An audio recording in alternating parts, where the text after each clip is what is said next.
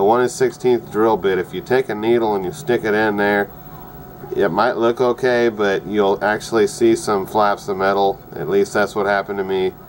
I had this for a month before I finally got it working right. Yeah, it was a whole month, because there was a couple of things, actually a few things, that you wouldn't think, they weren't common issues. It was per the DID Atomizer, and this might actually be a little too long overdue, because I think they actually switched the design to fix some of these issues. So nonetheless, hopefully this will help somebody out. Anyway, so I drilled this out to 1/16 because I didn't have the smaller drill bit. It turned out to be great that way. I love the 1/16 hole. The reason that I did that was because there was some flaps of metal in there that needed to be taken out. Okay, it didn't seem like it would be such an issue at the time, and I didn't even notice it. But once like I said, once I stuck that needle in there, I could actually see from the inside, from the outside in, from the inside, I can see that there was some flaps of metal in there. Okay, so that's what I did. Want to make sure that intake air hole is completely clear. Secondly, I actually ended up having to take a screwdriver and take this positive post between the two nuts, the positive and negative, and pry it. Okay, this is nylon here in between, so it didn't hurt anything. I just moved it over to the side because the positive nut was all black, indicating that there was a short right there at the nut. So I took the screwdriver in between the two and twisted left or right, righty-tighty, lefty-loosey, whatever you want to call it, and I just got a little bit of separation there between the two. One other thing, the final thing that I learned that was holding me up was the nuts. You do not want to take the flat ends of the nuts to hold the wire. You want to take the ends of the nut that actually have bowls in them, and the reason being is brass is really soft, so when you tighten it down on the flat portion, it's going to raise that edge right there closest to the threads on the stud, and it's going to cause separation between the two nuts, and it's not going to hold the wire properly. Okay, so make sure that that bowl is the sides of the nuts with the bowls on them rather is holding the wire in place. Okay, so that's pretty much it. If you do everything that I showed you guys in step 1 through 6, not going to have any issues with this.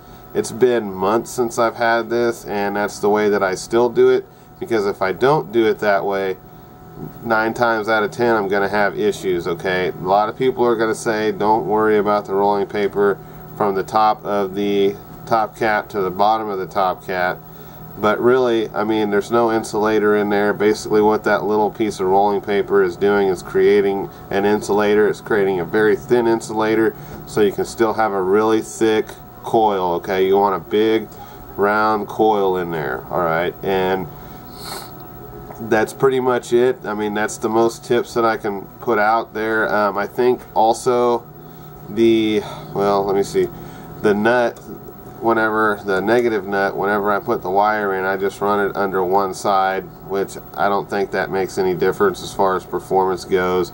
I run it under one side, like say it's coming out here just enough where I can grab it with my finger and push on it, and I push it this way so that the other end of the wire is touching the mesh, so that I hold it there and then grab the Allen key and turn it. You know, I grab it the long way so that it's sticking up like this.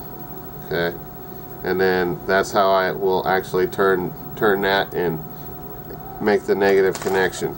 Alright, and then I go counterclockwise, but I've got the rolling paper in there too, so what I've got for that, so that I can create some space in between the top post, is I will take this off the syringe and I will stick it down in there, let it hit the floor in there, and then I will be able to move it with a finger so that I can get the wire in between there. Now, I don't burn my wire beforehand. Now that does something for the taste for a few hits, okay, for a few pulls or toots, whatever you want to say.